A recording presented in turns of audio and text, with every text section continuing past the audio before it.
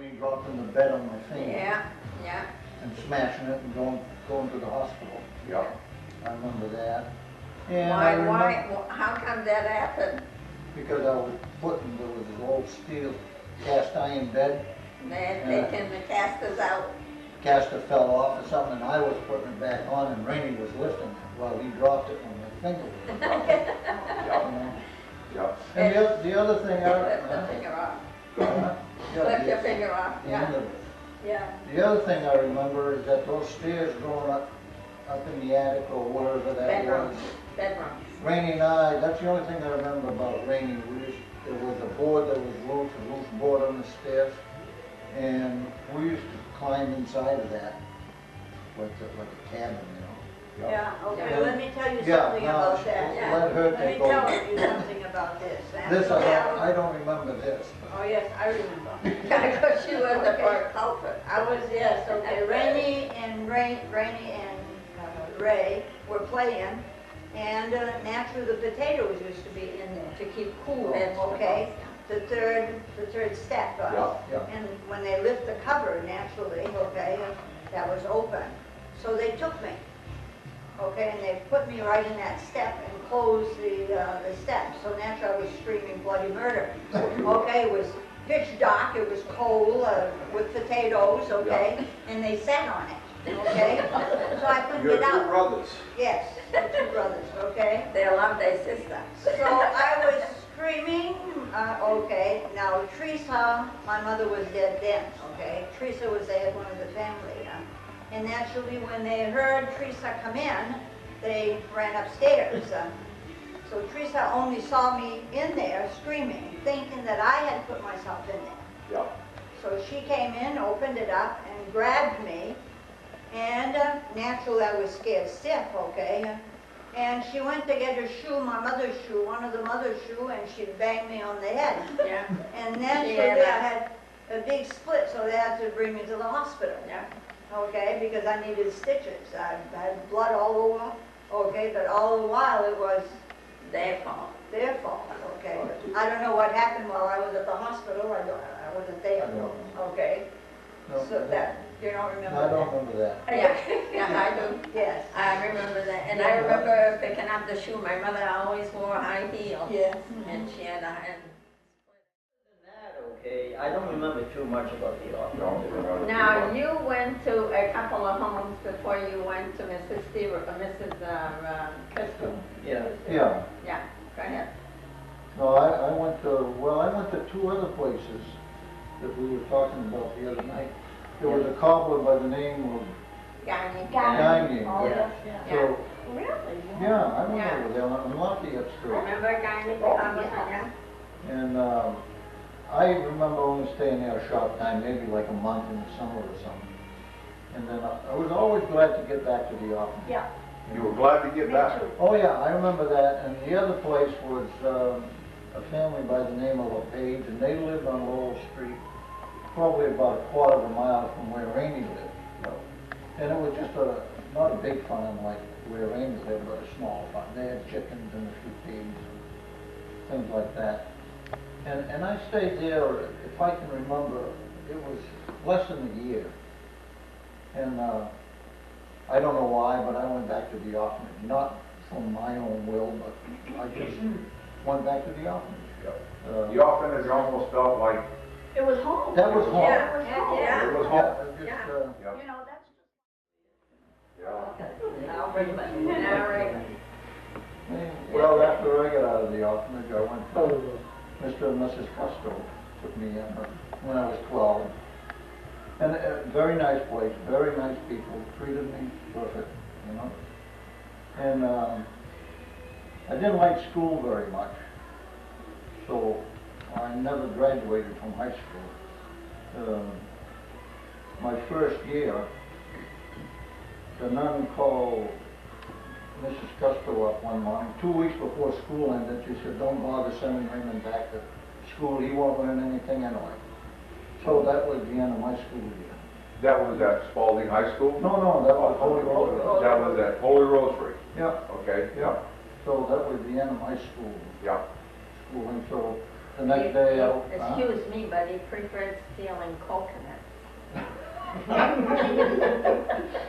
And from there, you went into the military? Yeah,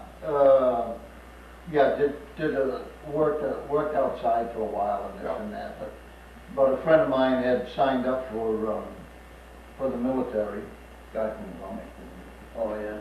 And, Excuse me, but didn't you and Sonny and Raymond Connie And join your the service? no, they didn't go in service. No, but didn't you go together to join the service? No, No? I just, I went and signed up on myself, and almost same thing as what Bob did. I never told these people that took me in that I was going in the service after I signed up. And I came home and said, well, next week I'm leaving for the Air Force. So they were a little upset too, but anyway, that happened. And Did you get shot down? no, we didn't get shot down. Something happened. So you were in the tail end of a plane. Yeah, Yeah. well, I got to be a gunner on a B-29 during the Korean War. Okay. And went through that all right, went through 27 missions in Korea. So you actually saw action then? Yeah. And never got shot down or Yeah. anything, because we was in a reconnaissance outfit Yeah. and flew at night after the bombers went in to Okay. bomb the place. So them guys down there, they were real ugly about that time. So Yeah. one particular night, there was, and we always flew alone because we went in maybe a couple hours after the bombers went in to take pictures. And we flew around, probably been about 18,000 feet, and we would drop bombs, incendiary bombs, and they were timed with the cameras. So we could take a whole stretch of pictures maybe for a couple 100 miles as we flew. But anyway, these guys, after they got bombed by the bombers, by that time they were still out there looking for airplanes, and one night we had 27 searchlights on us. And the whole plane at 18,000 feet was lit up just like better than what this is. You know, because them searchlights are pretty powerful. But anyway, we never had any incidents. So you were shot at that night? Oh yeah. They would try to shoot us down flat. Yeah, did you have to land? No, that was one night when we was in Japan. Well, one evening on our way over to Korea on a mission, something happened to the plane and we had to bail out. Oh, yeah. What had happened is that the pilot, for some reason that I don't know today, because I was just a gunner back then, and he couldn't control the plane. So there was signals on the plane because we was in the back, and we couldn't. The only way we could communicate with the pilot was through earphones. But in an emergency, he had a bell that he would ring in the back. When he put the bell on for 3 rings, that meant put your parachutes on. This is an emergency coming out, and be ready. If he left it on the 3rd time, that meant don't ask no questions, open the bomb bays or open the doors and jump out. Well, in his case, to control the plane, he forgot to shut it off on the 3rd one. So 5 of us in the back jumped out. Yeah. But he didn't know.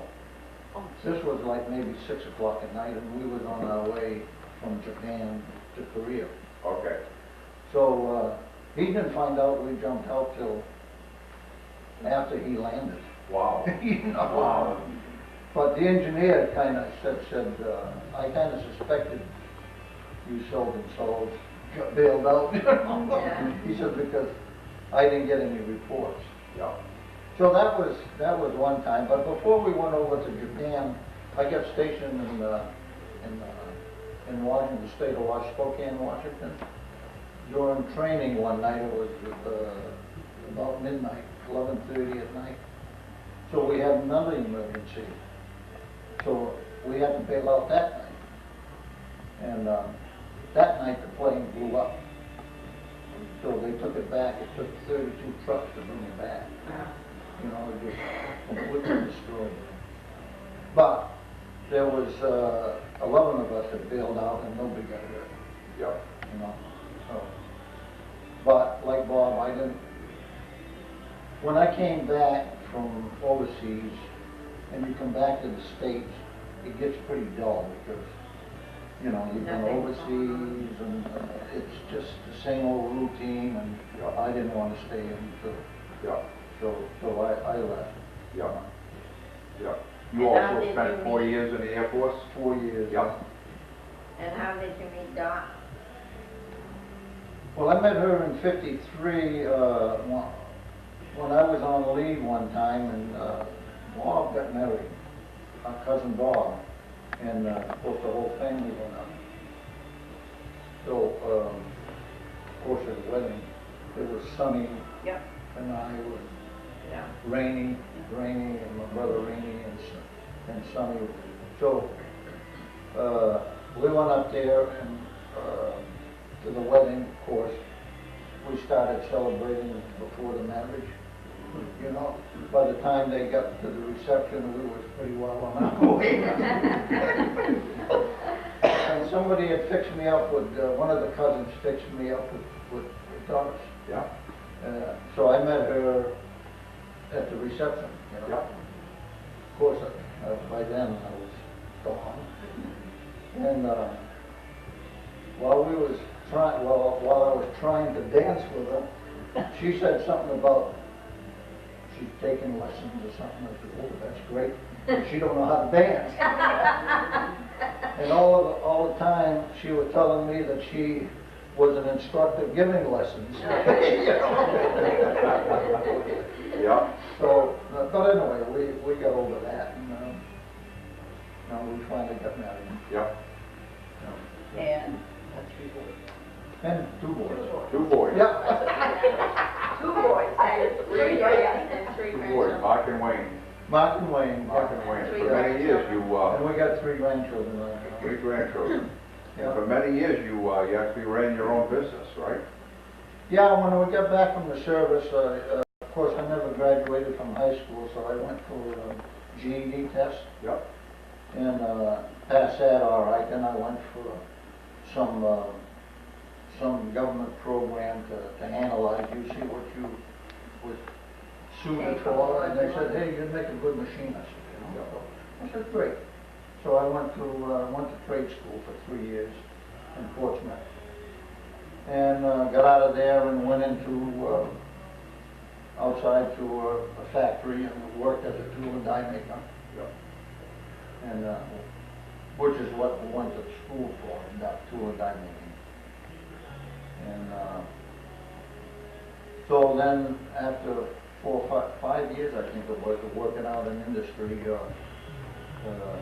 another fella that I went to school with started a business, and he needed some help, so I went working with him and finally bought into his business. Yep. And 16 years later, we split apart, and he went up north, and I started my own place, Yep. you know, which was many nights, many days working 16, 18 hours. And, but it finally turned out all right. Yep. And now you're retired. Now, yeah, I retired a couple of years ago when one of my sons is running. Your son Marcus is taking over the business. Yeah. So all the fruits of your labors for all of those years have been handed over to your son, and Yeah, now it's his responsibility. right. Yep. Yeah. Yep. And it's a strange thing, when I first started, they were going, when I started the business, they were in high school, and I used to take them up the shop when they were 12, 13 years old, and have them do a few things, sweep the floor, clean the machines, and eventually do a little bit of work on some simple things. But they didn't like it, you know. And it's a strange thing. They both told me they were, a year difference in their age. And And they both told me exactly the same words. They said, I asked them if they wanted to go to trade school and learn a bit. They said, no. They said, we don't wanna bust so like you did. Oh, You know? yeah. And they both said the exact same words, you know, kind of stunning, you know. And eventually they both turned around and, because I told them, hey, go do something else, and if you decide you want to come into this business, well, let me know and I'll give you a hand. Yep, And eventually they did, so I sent them to trade school. yep, And they both market just, he's running the business like he owned it all his life. yep. Wayne has done, I don't think GE could get along without him. He's just, everybody depends on him up there. Yeah. He's designing meters and even if it's not his job, you know. And